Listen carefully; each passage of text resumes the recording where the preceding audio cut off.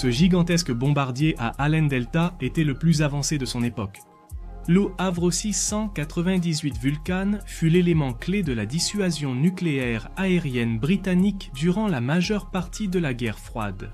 Il était aussi l'un des 3 bombardiers stratégiques utilisés par la Royal Air Force depuis les années 50 appelés B-Bombers.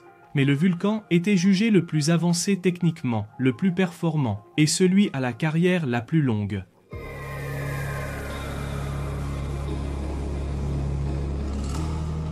Bien qu'il ait été conçu pour transporter des armes nucléaires, il pouvait également effectuer des missions de bombardement conventionnelles, ce qu'il fit lors de l'opération Black Book pendant la guerre des Malouines. Il a aussi servi à la reconnaissance maritime et au ravitaillement en vol. Bienvenue dans une nouvelle vidéo de l'Aéropédie.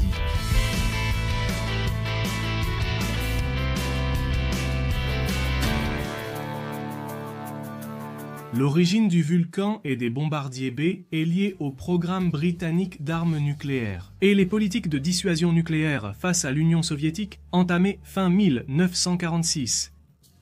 Le ministère de la Défense a demandé aux constructeurs aéronautiques du Royaume-Uni de concevoir des bombardiers à moyenne portée, capables de transporter une bombe de 10 000 livres, environ 4 500 pieds, sur 2800 km jusqu'à sa cible. 6 entreprises ont présenté des projets. 3 furent choisis, le Vickers Valiant, le Handley Page Victor et le Avro 698 Vulcan, connu plus tard sous le nom de bombardier B ou B-Bombers. La désignation interne de la société Avro était celle du modèle C-98. Ils se sont basés sur les études de l'ingénieur allemand Alexandre Lippisch, qui avait déjà conçu des avions à aile delta. Et il a été estimé que cette même configuration conviendrait à un bombardier. Comme Avro n'avait pas d'expérience dans le vol avec aile delta, la société a prévu 2 avions expérimentaux plus petits, basés sur le C-98 à l'échelle de 1/3 pour les essais en vol. 4 de ces aéronefs ont été construits, prouvant la validité de la conception.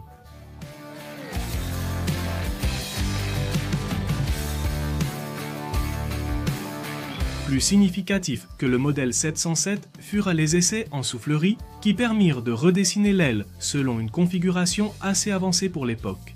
Mais ce type d'aile est arrivé trop tard pour être installé sur les 2 prototypes qui avaient déjà été construits. C'est pourquoi ces 2 appareils présentent une flèche droite, contrairement à l'aile de phase 2 dont étaient déjà équipés les avions de série.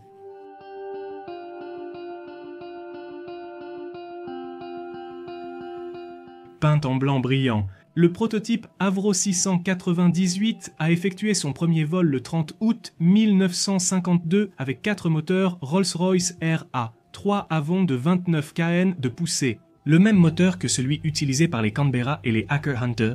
À cette époque, il devait s'appeler Avro Ottawa, mais le chef d'état-major de l'armée de l'air a suggéré que le nom commence par un B ou un V, comme les autres bombardiers déjà en production, et le nom Vulcan a été choisi, en l'honneur du dieu romain du feu et de la destruction.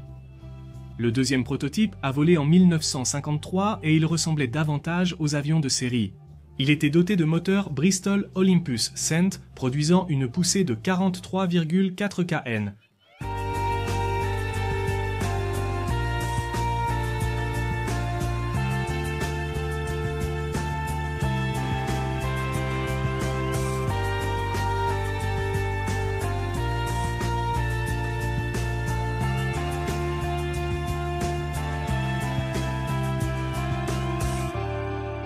Le premier Vulcan de série, le B1, a volé en 1955. 45 exemplaires ont été construits, et 1 an après, le Vulcan B2 est entré en service avec une aile agrandie et de nouveaux moteurs. Olympus 104 poussée de 71 kN. Le renforcement des défenses aériennes soviétiques a imposé l'ajout d'équipements de contre-mesures électroniques, La vulnérabilité pourrait être réduite grâce à l'introduction du missile Avro Blue Steel, qui était en développement à cette époque. Cela permettrait de lancer une arme nucléaire tout en restant hors de portée des missiles solaires ou missiles solaires.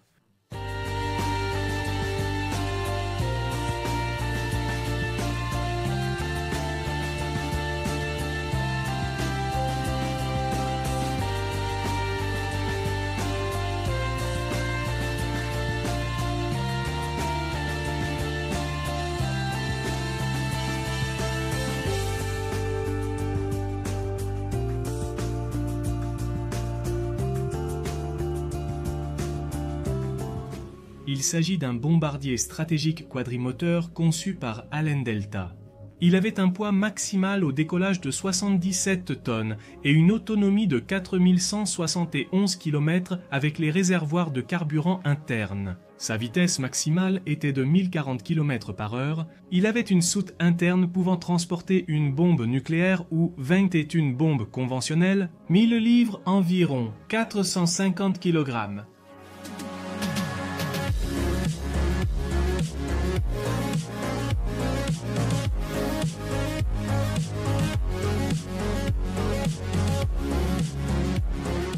Bien que radical et inhabituel, le fuselage a été conçu selon des lignes traditionnelles. Un équipage de 5 hommes prenait place dans une cabine pressurisée à 2 niveaux.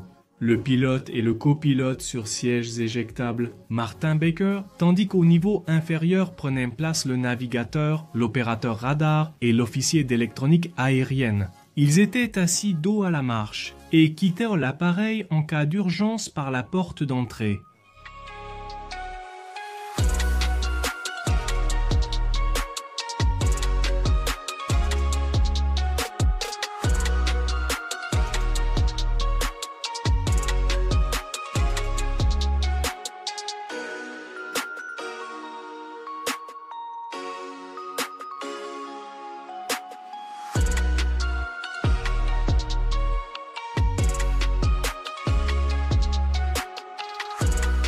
Le carburant était transporté dans 14 réservoirs, 4 au centre du fuselage et 10 dans les ailes. Les avions B-2 pouvaient être équipés d'1 ou 2 réservoirs de carburant supplémentaires dans la soute à bombe. La version B1 avait 4 élévateurs à l'intérieur de l'aile et 4 ailerons à l'extérieur. Mais sur le B2, ceux-ci ont été remplacés par 8 élevons. La même surface servait d'aileron et d'élévateur ou de gouverne de profondeur.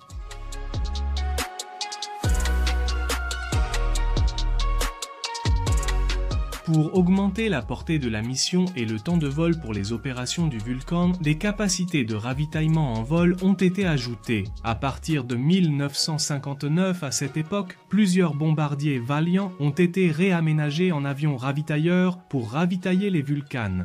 Ces avions ont effectué quelques missions de très longue portée. En juin 1961, l'un d'eux a parcouru 18 507 km en environ 20 heures avec 3 ravitaillements en vol.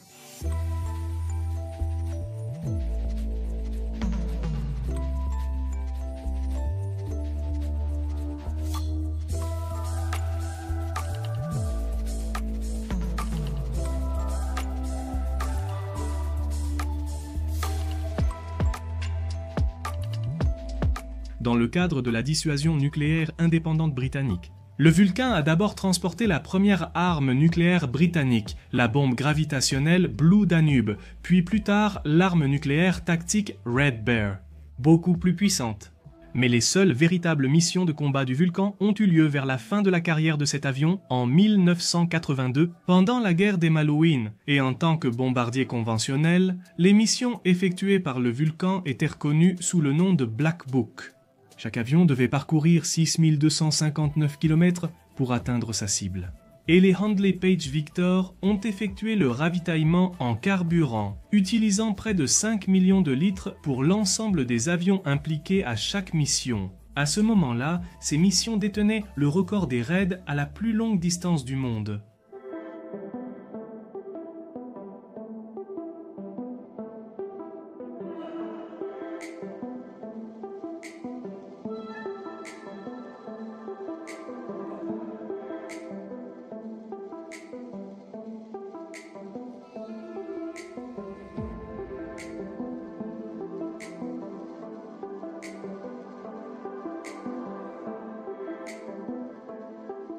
Les Vulcans furent retirés du service en mars 1984 après la production de 136 unités. En 1956, une proposition visait à transformer cet avion en avion de passagers nommé Avro Atlantic. Cette proposition n'a jamais vu le jour, mais elle était censée transporter 120 passagers. Un autre projet annulé dérivé du Vulcan était la phase 6 avec une aile plus grande et équipée de jusqu'à 6 missiles Skybolt, capable d'une mission de 12 heures.